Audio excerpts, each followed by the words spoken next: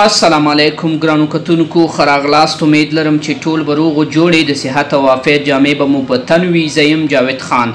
خوږو دوستانو، لکه څنګه چې یو بله معلوماتي ویډیو ما هم تاسو ته جوړه کړې وه د برازیل د بشري ویزو په اړه، او هغه زمونږ د دغې سیریس اوله برخه وه، او له تاسو نه مننه کوم چې هغه ویډیو تاسو وکتله او موږ ته مو ډېر ښه ریسپانس راکړې. خوږو دوستانو، په دغه ویډیو کې به زه تاسو ته د برازیل د بشري ویزو لپاره چې کوم اسنادونو ته اړتیا وي، کوم اسناد به تاسو له ځانه سره ولرئ، دغه اسنادونه په کوم وخت کې پکاریږي، او تاسو د اپلای لپاره کوم اسنادو ته اړتیا لرئ، دغه بشپړ معلومات به تاسو سره په همدې ویډیو کې شریکیږي. خو مخکې له دې نه خوږو دوستانو، د تل په څیر که چیرې تاسو زموږ یوټیوب چینل ته نوي راغلي یاستئ، دغه ویډیو په اول ځل باندې ګورئ، چینل ځان سره سبسکرایب کړئ، د ویډیو لپاره یو لایک هم ورکړئ، او همدغسې خوږو دوستانو که د ویډیو نه معلومات ترلاسه کړه، څه ناسم ترېنه زده کړه، ویډیو د خپلو نور ملګرو سره ضرور شریکه کړئ. ګرانو کتونکو، لکه څنګه چې مخکې ما یادونه وکړه چې په دې ویډیو کې غواړم تاسو ته اسناد معرفي کړم چې کوم ډول اسنادونه باید له ځانه سره ولرئ تر څو تاسو دغې ویزې ته اپلای وکړئ او د دې ویزې کارونه په مخ بوځئ. خوږو دوستانو، د دغې ویزې لپاره د ټولو نه اول او اهم او مهم شرط چې دی هغه پاسپورټ دی. ډېری دوستان موږ ته کمنټونه کوي که چېرته زه پاسپورټ ونه لرم دغې ویزې ته اپلای کولی شم. نه دوستانو، بلکل نشئ کولی، ځکه کله چې تاسو اپلیکیشن ډکوئ هلته تاسو نه پاسپورټ نمبر غواړي او هغه برخه تاسو خالي نشئ پرېښودلی. پاسپورټ باید ولرئ، 6 میاشتې وخت پکې وي، تذکره باید ولرئ، که الکترونیک وي که کاغذي وي هغه پروا نه کوي.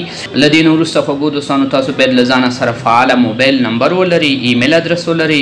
ورسره خوا کې خوږو دوستانو، که تاسو د افغانستان نه بهر یاستئ نو تاسو کوشش وکړئ، هڅه وکړئ چې د افغانستان سفارت یا کنسولګریانو ته لاړ شئ، هلته نو کرایمینل ریکارډ یا عدم مسؤلیت ورقه جوړه کړئ. او خوږو دوستانو، ځینې ماهره کسان کولی شي چې دغه ورقه تاسو ته خپله جوړه کړي، هغې باندې خپله امضا وکړئ.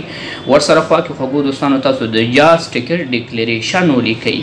د جاز ټکټ ډیکلیریشن په دې معنا باندې دی خوږو دوستانو، کله چې تاسو غواړئ برازیل ته په دغه ویزه باندې لاړ شئ، ویزه فری ده، تاسو په هغې کې خپل یو ریکارډ لیکئ، یو بیان لیکئ چې موږ ټول خپل مصارف په خپله په غاړه اخلو. همدغسې خوږو دوستانو، لکه څنګه چې یادونه شوې ده په نوي پالیسي کې دا خبره هم راغلې ده، هغه کسان چې غواړي چې دغې ویزو ته د سپټمبر نه اخواته اپلای وکړي، نو هغوی به یو انویټیشن یا دعوتنامه ترلاسه کوي، خو دغه خبره لا تروسه تطبیق شوې نه ده، او کوم هغه سپانسر مدني ټولنې یا سوشل سوسایټیز چې دي هغه لا تروسه نه دي جوړې شوي تر څو چې افغانانو ته د بشري ویزو لپاره انویټیشن یا دعوتنامه ورکړي.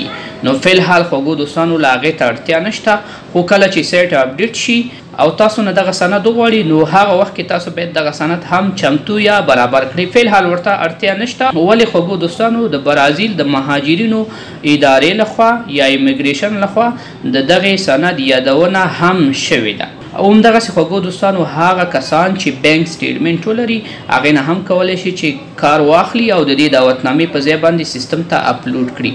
له دې نه وروسته خوږو دوستانو، یو څه چې ډېر زیات مهم دي، که چیرې تاسو د پاکستان نه یا د ایران نه غواړئ چې د برازیل بشري ویزو ته اپلای وکړئ، د هماغه هیواد اصلي اوریجنل ویزه باید ولرئ. اکثره کسان دغه ویزې ایډیټ کوي او سیستم ته اپلوډوي، چې خوږو دوستانو دغه ایډیټ شوي ویزې نه تنها چې ستاسو چانس له منځه وړي، د یو بل کس چانس هم له منځه وړي، او ستاسو کار هم نه کیږي او د یو بل کس ځای هم نیول کیږي، ځکه دغه ویزې محدودې دي.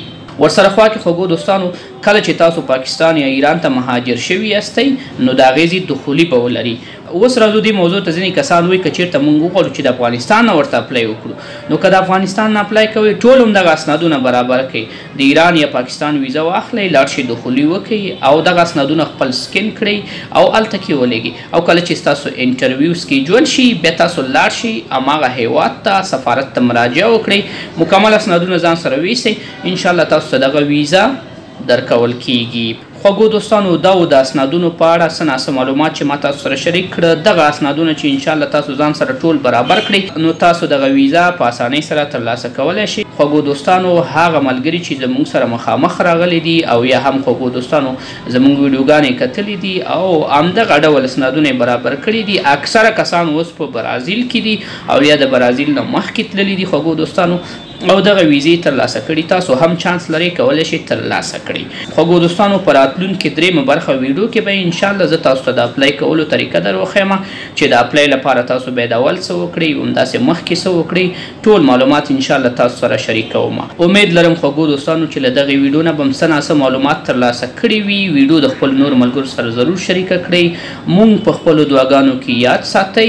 او خوږو دوستانو که څه کمنټ یا نظر ولرئ لاندې کمنټ برخه کې ولیکئ. انشاءالله مونږ تاسو ته معلومات درکو. ښه وخت. الله پامان.